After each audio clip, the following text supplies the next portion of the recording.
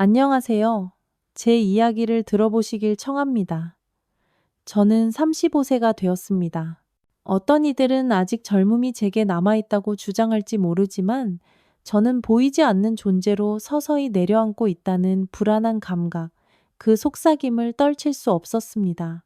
6년 이상 저는 대학병원 병동의 분주한 복도를 누비며 간호사로서의 힘들지만 보람있는 삶에 몰두했습니다. 그 순간들 속에서 긴박함은 보상과 얽혔고 다른 이를 위한 없어서는 안 될 존재라는 느낌은 매 순간 깊이 느껴졌습니다. 하지만 어느 날 제 남편이 신중하게 그 주제에 접근했습니다. 이제 우리도 아이 계획을 세울 때가 되지 않았을까? 당신의 노동에서 잠시 쉬어가는 것도 괜찮잖아. 당신의 노력은 정말 대단했어. 그의 말은 제 안의 분위기를 띄웠지만 그것은 부인할 수 없이 단호한 요청이었습니다. 새로운 생명의 가능성을 키우기 위해 휴식이 필요하다는 구실 아래 저는 제 직장을 그만두었고 그 순간부터 제 존재는 결정적으로 고정된 길로 기울기 시작했습니다. 집안일은 사소한 문제였고 제 남편은 헌신적인 사람이었습니다. 저는 그의 변함없는 지원의 품 안에서 고요한 상태로 존재했습니다. 제 남편은 종종 외부 세계의 요구에 지쳐 집에 돌아왔고 그를 배려하는 마음에서 저는 제 자신의 감정을 옆으로 치워두기 시작했습니다. 바로 그 시기 남편이 긴 출장에서 돌아오던 어느 날이었습니다. 문턱에서 그는 품에 무언가를 부드럽게 안고 있었습니다. 크고 활기찬 웅장한 골든 리트리버였습니다. 바로가 그의 이름이야. 당신이 고독해 보여서 동반자가 있으면 좋을 것 같다고 생각했어. 처음에는 놀랐지만 바로는 빠르게 우리 집에 적응했고 곧 제 하루의 중심점이 되었습니다. 매일 아침 우리는 나란히 산책에 나섰고 식사 시간에는 그는 제 의자 옆에 조용히 앉아 차분하게 자신의 차례를 기다렸습니다. 제가 물건을 가져오라고 지시하면 그는 정확하게 그것을 전달했고 제가 그의 발이나 손을 요청하면 그는 충실히 따랐습니다. 바로는 제게 믿을 수 없을 만큼 사랑스럽게 다가왔고 오래 잃어버렸던 동반자의 따뜻함을 불러일으켰습니다. 날이 갈수록 제 활력은 돌아왔고 모든 것은 바로 덕분이었습니다. 저는 바로를 중심으로 한 커뮤니티의 일원이 되어 동료 애완동물 소유주들과 통찰력을 교환하고 목적을 가지고 제 하루를 풍요롭게 했습니다. 때때로 저는 바로가 그의 재주를 부리는 것을 영상에 담아 공유했고 제가 예상했던 것보다 더 많은 사람들이 관심을 보이고 격려를 보내주었습니다. 제가 다시 한번 다른 영혼과 깊은 연결을 감지할 수 있는 순간이 왔습니다. 바로 그 시기에 바로의 태도가 변하기 시작했습니다. 그가 저를 볼 때마다 그는 억제할 수 없는 기쁨으로 꼬리를 흔들며 달려와 제 손이나 발에 애정어린 핥음으로 샤워를 시키곤 했습니다. 처음에는 저는 그것이 매력적이고 사랑스럽다고 생각했습니다. 하지만 저는 그것이 과잉의 영역으로 기울고 있다는 것을 감지하기 시작했습니다. 특히 여름철 동안 제가 집 안에서 가벼운 옷을 입고 있었기에 바로의 접촉은 제 몸을 감싸는 듯 했고 그 느낌은 점점 더 불안해졌습니다. 한때 온화했던 바로는 이제 흔들리지 않는 시선으로 저를 따라다녔고 제가 앉을 때마다 그는 제 다리에 몸을 기대거나 제 무릎을 핥기 시작했습니다. 저는 더 이상 그것을 계속하게 둘 수 없다고 결심하고 단호하게 그를 밀어내거나 꾸짖으려 했습니다. 하지만 매번 바로는 귀를 내리고 그 슬픈 눈으로 저를 바라보았고 제 마음은 필연적으로 녹아내렸습니다. 저는 부드럽게 그의 머리를 쓰다듬으며 제 생각은 침묵 속으로 사라졌습니다. 시간이 부드럽게 흐른 후 다음 날은 바로의 행동이 더욱 극단적으로 나타나는 것을 드러냈습니다.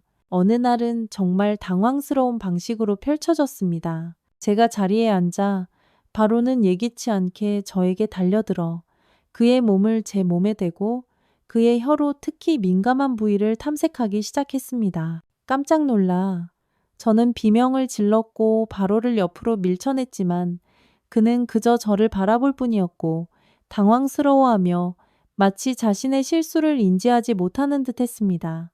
그날 이후로 저는 제 자신의 집안에서조차 가능한 한 완전히 제 몸을 감싸는 두꺼운 바지와 상의를 입기 시작했습니다. 하지만 아이러니하게도 제가 제 복장을 바꾼 순간 바로는 저와 관계를 맺으려는 시도에서 점점 더 끈질겨졌고 때로는 제 옷에 그의 몸을 비비기까지 했습니다. 내 안의 불안감은 커졌고 매일 여러 번 샤워를 하며 위안을 찾아야 했습니다.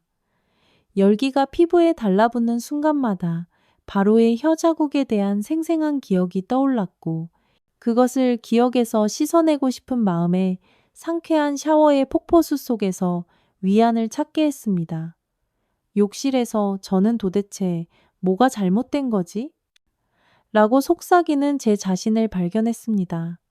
하지만 욕실문 옆에서 얌전히 기다리는 바로를 볼 때면 제 마음은 복잡해졌습니다. 그의 애정이 받아들여졌던 순간은 어느 시점에서 불안감으로 변했습니다. 매일 저는 제 삶의 직물 속으로 짜여 들어온 이 예기치 않은 존재를 어떻게 헤쳐나가야 할지에 대한 생각에 잠겨 있습니다. 그 특정 날, 바로와 저 사이의 간극은 현저히 넓어 보였습니다. 그의 축축하고 힘겨운 숨소리의 무게, 방을 서성이는 그의 발소리의 메아리, 그리고 그의 흔들리지 않는 시선의 강렬함이 저를 짓눌러 불안으로 가득 찬 분위기를 만들었습니다. 예기치 않은 좌절과 당혹감의 파도 속에서 저는 마침내 친구에게 연락을 취했습니다. 대학 시절부터 우리의 유대를 소중히 여겼던 친구, 지금은 종합병원 의사로 일하는 그녀는 꾸준히 믿을 수 있는 지도의 원천이었습니다. 깊은 숨을 들이쉬고 저는 주저하며 입술을 열었습니다. 이게 좀 괴짜처럼 들릴 수도 있다는 걸 알지만 제발 내 말을 들어줘. 바로는 최근에 기이한 행동을 보였어. 그것은 이상해졌어. 단순한 애정으로 치부하기에는 너무나도 이상해졌어. 제 친구는 침묵을 지켰고 제가 계속할 준비가 되어 있었습니다. 오랫동안 묻혀있던 보물을 발굴하듯 저는 그것을 드러내기 시작했고 각 파편이 천천히 빗속으로 드러났습니다. 처음에는 간단했습니다. 단지 제 손가락의 맛을 음미하거나 제 허벅지에 부드럽게 머리를 기대는 정도였으니까요. 저는 그것이 단지 주인을 향한 개의 애정 표현이라고 믿었습니다. 하지만 그것은 꾸준히 악화되었습니다. 제가 샤워를 마치고 나올 때 그는 욕실문 바로 앞에서 기대에 찬 표정으로 서 있습니다. 제가 앉으면 그는 제 무릎 위에 몸을 기대거나 제 다리 사이에 자리 잡고 만약 제가 그를 피하려고 일어나면 그는 다시 한번 저를 따라옵니다. 그녀는 조용했습니다. 흔들리는 목소리로 저는 계속했습니다. 최근에 이상한 일이 일어났어. 밤의 고요함 속에서 소파에 혼자 앉아 있었는데 바로가 다가와 제 옆에 앉더니 예기치 않게 제 허벅지를 핥기 시작했어. 충격과 두려움의 파도가 저를 덮쳤고 저도 모르게 비명이 입술을 빠져나왔어. 잠시 동안 저는 숨을 되찾기 위해 멈췄어. 제 손끝은 기대감으로 떨렸어. 제 친구가 부드럽게 재촉했습니다. 계속 말해봐. 그리고 그 순간 그녀의 격려가 제 안에 계속할 용기의 불꽃을 지폈습니다. 다음 날부터 저는 두꺼운 옷만 입었습니다. 하지만 이상하게도 제가 그 행동에 더 몰두할수록 그의 집착은 더 깊어졌습니다. 제가 담요에 쌓여 앉아 있을 때조차 그는 끈질기게 제 몸에 몸을 대고 제가 샤워를 하면 마치 제 냄새에 이끌린 듯 뒤를 따릅니다. 밤의 고요함 속에서 저는 잠에 빠져들었다가 저를 짓누르는 설명할 수 없는 무게에 깨어났습니다. 바로가 저를 내려다보고 있었습니다. 그는 앞발로 제 어깨를 누르고 제 눈을 똑바로 응시했습니다.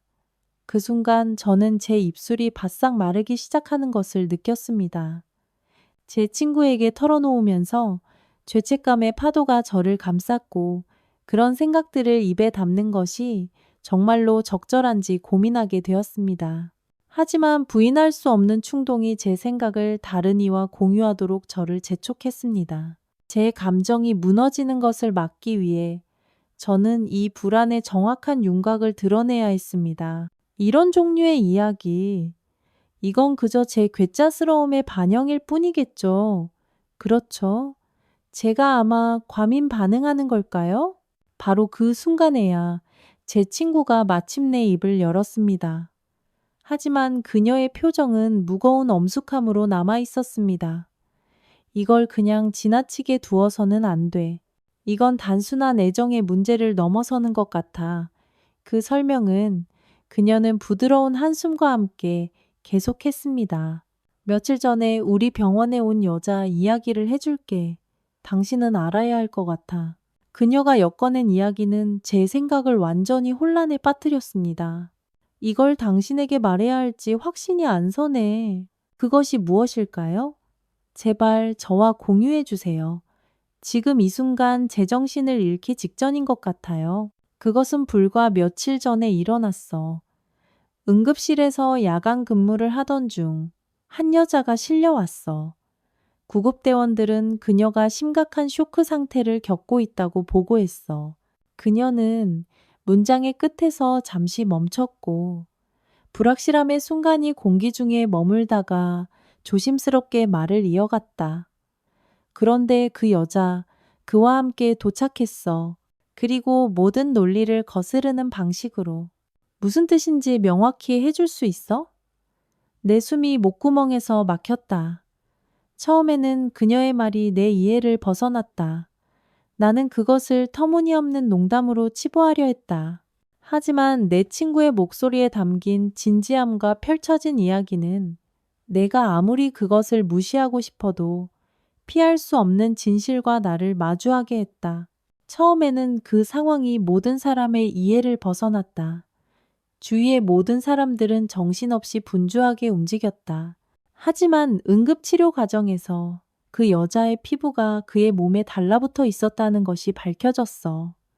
그것은 심지어 염증과 손상을 초래했었지. 내가 쥐고 있던 컵이 내 소나기에서 미끄러져 땅에 떨어졌다.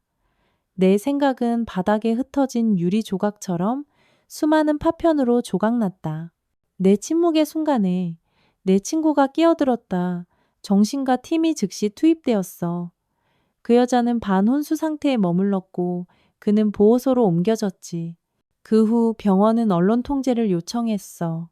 그것은 미스터리에 쌓인 채로 남아야 할 진실이었으니까. 그 여자, 그녀는 최근에 다른 마을에서 이곳으로 이사 왔었어. 그 말이 내 귀에 닿자마자 내 생각은 텅 빈 공간 속으로 사라졌다. 각각의 묘사는 내 본질 자체의 거울을 비추는 것 같았다. 내 친구가 병원에서 마주친 이상하고 불안한 사건, 그 여자의 상태, 그가 그녀 곁에 서 있던 방식 모든 것이 마치 그들을 위해 만들어진 이야기인 것처럼 친밀하게 개인적으로 느껴졌다. 내 안에 오랫동안 묻혀있던 어떤 의심과 두려움이 내 친구의 발언을 통해 구체화되는 것 같았다. 내 이야기가 나에게 공명을 일으키고 성찰을 촉발했기 때문에 이것을 너와 공유하는 거야. 너는 최근에 바로가 꽤 이상하게 행동한다고 언급했지. 네가 이 상황을 혼자서 헤쳐나가려고 시도하지 않는 것이 중요해. 이것은 네 잘못이 아니야. 그녀는 그녀의 목소리는 꾸준했지만 배려가 깃들어 있었다. 하지만 그녀의 말은 내 안에 자리 잡고 있던 두려움을 더욱 굳건하게 만들 뿐이었다. 말이 나를 피해갔다. 전화기는 내 축축한 소나귀에서 미끄러졌고 나도 그럴 수 있을까라는 생각이 내 마음속에서 끝없이 맴돌았다. 결국 나는 남편에게 연락했다. 처음에는 나는 망설였다. 하지만 더 이상 이런 식으로 견딜 수 없다는 절박감에 압도되어 나는 내 전화기를 잡았고 내 손은 그의 번호를 누르면서 떨렸다. 남편이 예상보다 일찍 전화를 받자 나는 기대감에 휩싸여 내 생각을 분명히 말하기 시작했다. 방 안에는 정적이 흘렀다. 남편은 부드럽게 숨을 헐떡이며 약간의 망설임을 띠고 응답했다. 그들이 그를 보내려고 준비가 되어 있어서 나는 그를 집으로 데려오기로 결정했어. 동반자라고? 누구를 말하는 거야? 대학 시절 동료 학생이었던 준호이라고 기억나? 아마 여러 번 그를 만났을 거야. 그와 그의 아내가 키우고 있던 개였는데 설명할 수 없는 이유로 그와 헤어져야 한다고 주장했어. 그래서 나는 방금 그를 내 것처로 맞이했어. 그럼 말할 수 없는 이유 뒤에는 대체 무엇이 있을까? 어떤 종류의? 남편은 잠시 멈췄고 불확실함의 빛이 그의 얼굴을 스쳐 지나갔고 그가 마침내 말했다. 준호의 아내는 그것에 꽤 반대했어. 하지만 준호는 그를 정말 좋은 사람의 보살핌에 맡기기로 결심했고 그것이 나로 하여금 우리 집이 충분할 것이라고 믿게 만들었어. 그 말이 내 귀에 닿자마자 퍼즐의 조각들이 내 마음속에서 정렬되기 시작했고 냉혹하고 불안한 명료함을 드러냈다. 그 여자는 어쩌고? 그의 친구의 아내는 솔직히 나는 전에 이것을 언급하지 않았지만 그 여자가 나에게 여러 번 연락했었어. 그녀는 바로에 대해 물었고 그가 괜찮은지 그리고 그가 어떤 이상한 행동을 보이고 있는지 궁금해했어. 그 순간 그것은 다소 기이하게 느껴졌어. 걔를 포기한 개인이 그토 끈질긴 호기심을 보이는 것은 기이했어. 하지만 나는 구체적인 내용을 요청하지 않았어. 남편의 목소리는 끝으로 갈수록 희미해졌고 명백하게 죄책감의 무게를 띠고 있었습니다. 그 여자가 걔를 되찾고 싶다는 소망을 표현한 적이 있었어? 그녀의 말이 명시적이지는 않았지만 그 감정은 공기 중에 머물렀습니다. 마치 그녀가 원할 때마다 그를 되찾을 권한을 지닌 것처럼 말입니다. 말이 저를 완전히 피해갔습니다. 불안은 만져질 듯한 현실로 변모했고 그것은 이제 단순한 오해나 감정적인 문제로 치부할 수 없는 영역으로 발을 들여놓고 있었습니다. 결국 남편은 출장을 단축하기로 결정하고 다음 날 집으로 돌아왔습니다. 도착하자마자 그는 신속하게 바로를 차에 태우고 떠났습니다. 준호이에게 돌려줄게. 더 이상 이 상태로 둘 수는 없을 것 같아. 며칠 후 남편은 돌아왔지만 그 순간부터 그는 다시는 바로의 이야기를 언급하지 않았습니다. 마치 우리 둘 다 조용히 그 사건을 가리려고 애쓰며 우리 일상생활의 리듬을 다시 시작하기를 갈망하는 것 같았습니다. 하지만 몇 달이 흘러가면서 또 다른 소식이 도착했습니다. 그것은 준호가 그의 아내가 헤어졌다는 이야기였습니다. 머지않아 그 집은 그들이 각자의 길을 가면서 그들의 분리의 상징이 되었습니다. 명시된 이유는 성격 차이였지만 속삭임들은 그것이 진정으로 그의 공경 때문에 풀렸다고 시사했습니다. 그리고 지금 그 순간 이후로 그녀는 흔적도 없이 사라졌습니다. 정말로 친구, 가족, 심지어 그녀 자신의 부모로부터도 고립되었습니다. 집은 조용히 서 있고 그녀의 전화는 응답이 없으며 그녀의 행방은 모두에게 미스터리로 남아 있습니다. 그들은 경찰에 실종 신고를 하려 했지만 그녀가 자의로 떠난 성인이기 때문에 그 신고는 받아들여지지도 않았습니다. 혼자서? 그녀가 바로를 데리고 갔다는 말이 있습니다. 2번 생각할 것도 없이 나는 가방은 그대로 두고 차도 제자리에 둔 채 그저 바로와 함께 사라졌어. 그 순간 말이 저를 피해갔습니다. 갑작스러운 숨막힘이 제 숨을 앗아갔고 목구멍에 단단히 박혔습니다. 그 순간 이후 침묵이 바로에 대한 더 이상의 모든 소식을 감쌌습니다. 다시 한번 집은 침묵에 빠졌고 저는 제 일상생활의 리듬을 이어갑니다. 이 순간 저는 그것을 명확하게 표현할 수 있습니다.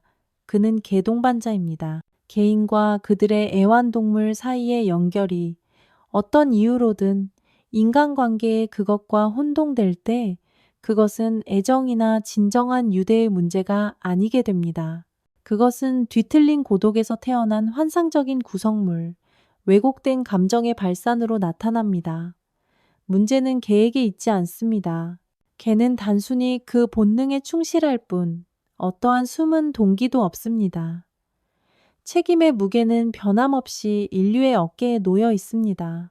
그것은 자신의 고독을 견디지 못한 개인이 자신의 갈망을 합리화하고 상호적인 제스처를 기대하려 애썼던 것입니다.